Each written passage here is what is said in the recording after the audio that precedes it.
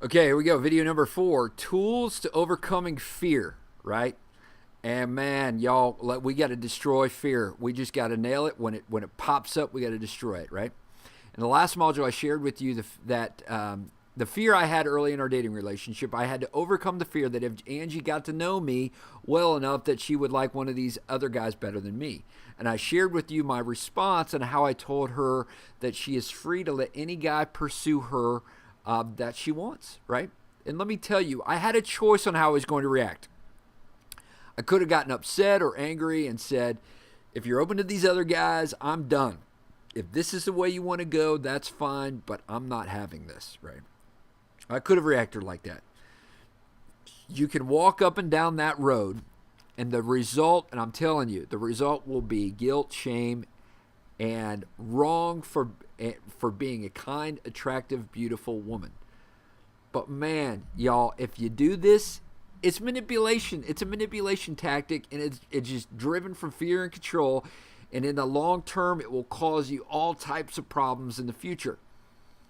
What the topic of emotional intelligence has taught us is that whenever you see controlling manipulation tactics used by anyone to dominate emotions, the dominant emotion driving them is fear, right? And listen, man, fear will destroy you and the relationship you're building. It doesn't mean we don't feel it. You never tell a person not to feel something. Or worse yet, you never tell them what they are feeling, because that's like brainwashing crap. What you want to do is figure out the dominant belief that's driving the fear, right? Because emotions usually are driven from a belief. The fear the fear that I was experiencing, I wasn't good enough, or the fact that she could have liked one of these other guys better, could have caused me to, let's go back to the 3, fight, right? Got mad, use manipulation, controlling behavior, some of the things I just said. Flight, threaten to leave the relationship, or actually leave the relationship when you just haven't won her yet. Or the third one, freeze, not call or do anything for 3 days, or just stop doing anything, right? These are 3 responses to fear that just leave us in a bad place.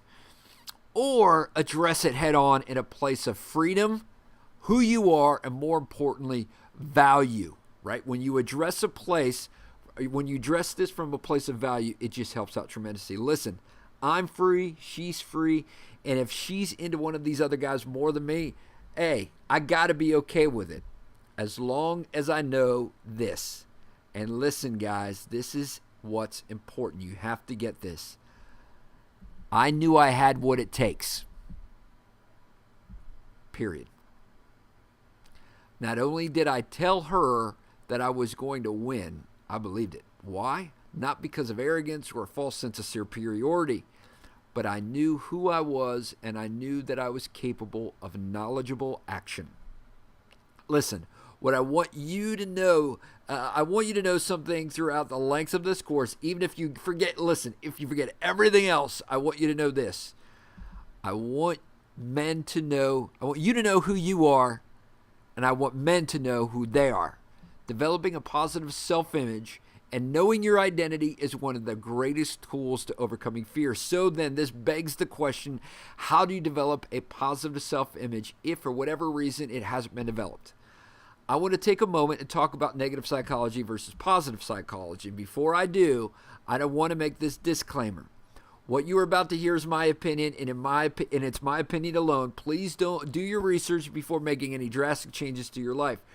For years, negative psychology has emerged as the de facto way of bringing both men and women to wholeness. Negative psychology is this: you have a problem, and I, the counselor or the helper, I'm going to fix you, right? And then all of these counseling techniques try to find solutions by concentrating on the problem. Hey, you got a problem, so let's focus on the problem to deal with it, right? Therefore, you are wrong, and you find yourself in a perpetual state of being fixed. Whereas positive psychology is more focused on what is already there, which is namely that you are a fighter and you have what it takes to succeed. What do I mean? When your father impregnated your mother, millions of sperm went to fight to get to that egg.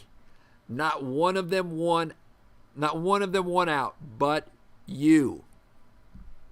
Therefore, you're 1 in a million. There is no one on the face of this earth with the same DNA as you. You are unique, and you have something valuable to contribute.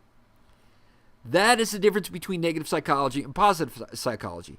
Maybe you're not the problem, and maybe you need to get out of this cycle of perpetually thinking that you need fixed and recognize that you're 1 in a million. Don't get me wrong, I'm not an idiot. There are some things that we need to become aware of and work on, but the overwhelming inner dialogue needs to be that of positive reinforcement.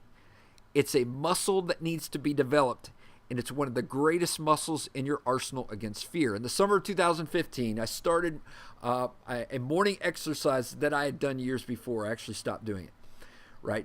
But this time, once I started, I haven't stopped. It's tried and true to the point at which some people stop doing it because they don't see the value in doing it over a long period of time. But when I was on my honeymoon, this is pretty crazy. I got up at 7 a.m. We were on St. Thomas in the Virgin Islands, and at the time of this recording, Irma had just hit it, so we're pretty bummed that what happened to St. Thomas. But I got up at 7 a.m. in St. Thomas and proceeded to do this exercise that I'm about to tell you. When all of a sudden I realized what my words had produced over a 2-year period and had come true. In Module 2, I shared with you one of the ways in which I shape my language to create state. Every morning I rotate a list of 4 declarations in order to shape my beliefs. And this is a hallmark to positive psychology. It's the I am statements. This is one of the greatest ways to overcome fear and reshape beliefs that are driving our current beliefs, right? And here are 3 examples of I am statements that are part of my 4 list. Number 1, and these are things that I just write down over and over, and I have about 4 lists that are about 12 to 15 points long, and these are just 3 of them. So number 1, I am attractive, I am confident, I am wild. Number 2, I am a one-woman man who knows how to be an exceptional lover. Number 3, I'm a passionately loving husband and endearing father, right? So these are just 3 examples of I am statements that I've created. And yes, I would rewrite these 2 to 3 times a week long before I even started dating Angie. And the reason why these I am statements are so powerful is because it trains your mind into the possibility that you can become what you believe. You already are what you believe, but it reshapes belief to become what you believe. I would like for you to create your own list of I am statements. And here's how I want you to do it. I want you to write down your future desires of what you'd like to see happen in a relationship with an incredible woman. Number 2, you might want to take a look back at the videos of Module 2 about becoming men or understanding what women desire and draw from those other resources, right? And number 3, create 5 to 10 I am statements based on these desires, right? So I want you to do this exercise and create your list of I am statements. And then number 4, get up for the next 4 days and say your declarations out loud, right? Note, it may feel a little awkward at first, but give it a chance and allow the I am statements to confront your self-doubts, to confront your unbelief that may be affecting you on the fact that you can be a great lover for a woman, right? It's massively worth it. I did it for 2 years straight before I dated Angie, and it gave me a sense of vibrancy in the morning. And you become what you believe. You already are what you believe, but we're just doing this to reshape your beliefs. Remember, you are 1 in a million, so start believing it. You are 1 in a million right from the beginning of your life, so start believing it.